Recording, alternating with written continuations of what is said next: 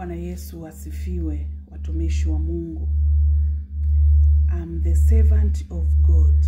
Tutafakari neno la Mungu katika kitabu cha Habakuki 3 mstari wa 3. Neno la Mungu linasema, Baba katika ghadhabu kumbuka rehema.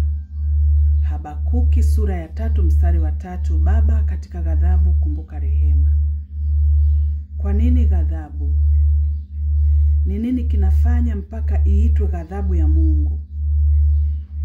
Kanisa la Mungu, wasomaji wa Biblia, mtakumbuka kwa habari ya Yona.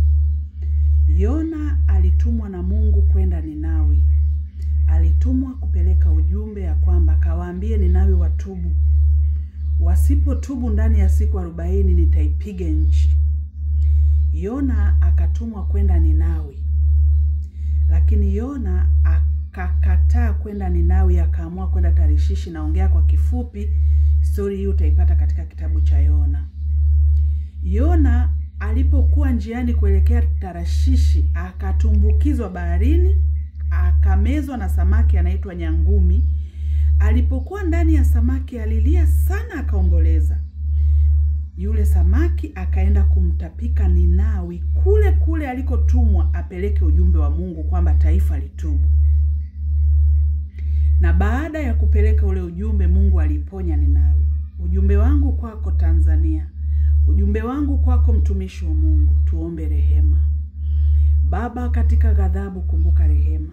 Sio wakati wa kunyosheana vidole. Ni wakati wa kumlilia Mungu atusamehe.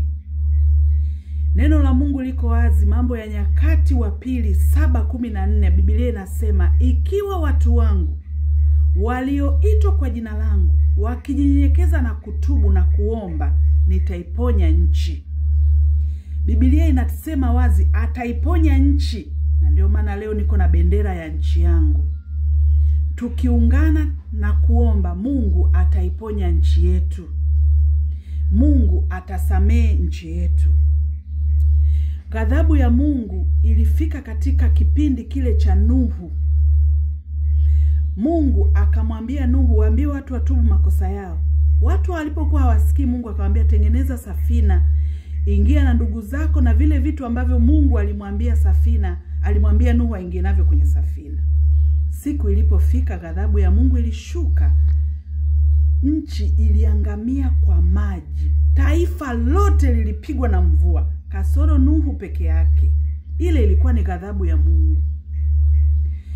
Sodoma na Gomora kulipoharibika, hapakuwa na mtu wa kwenda kusema pale wakamsikia. Lakini mtumishi wa Mungu Ruth aliweza kuokoka na ile ghadhabu ya Sodoma na Gomora. Kibiriti cha Mungu kilipiga Sodoma na Gomora. Tunasema tu Sodoma waliangamia kwa moto. Zile zilikuwa ni ghadhabu za Mungu. Niwaombe ndugu zangu wa Tanzania, leo ni tarehe 4 mwezi wa 12 2025. Ni kuombe unayenisikiliza, tuingie kwenye maombi ya kufunga kwa siku 7. Kuanzia tarehe 4 mpaka tarehe 11 mwezi wa 12. Tuingie kwenye maombi ya kuomba rehema, tutubu tu. Biblia inasema ataangalia hata mmoja aliyesimama palipoharibika ili asiharibu. Ni mimi na wewe.